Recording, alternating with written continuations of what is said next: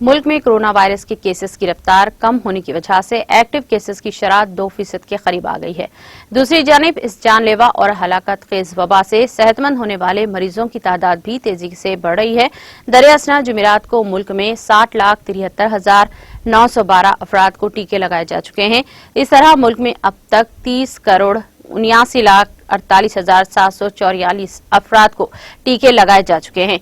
मरकजी वजारत सेहत की जानिब से जुमे की सुबह जारी करदा अदद शुमार के मुताबिक गुज़िश्ता 24 घंटों में कोरोना वायरस के 51,667 नए केसेस की रिपोर्ट के साथ ही कोरोना मुतासरीन की तादाद बढ़कर 3,01,34,554 हो गई है।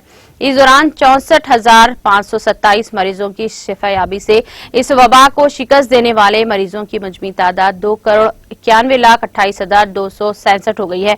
एक्टिव केसेस 14,189 से घटकर 6,12,868 रह गए हैं। इसी अरसे के दौरान 1,329 मरीजों की हलाकत की वजह से अमवात की तादाद बढ़कर 3,93,310 हो चुकी है।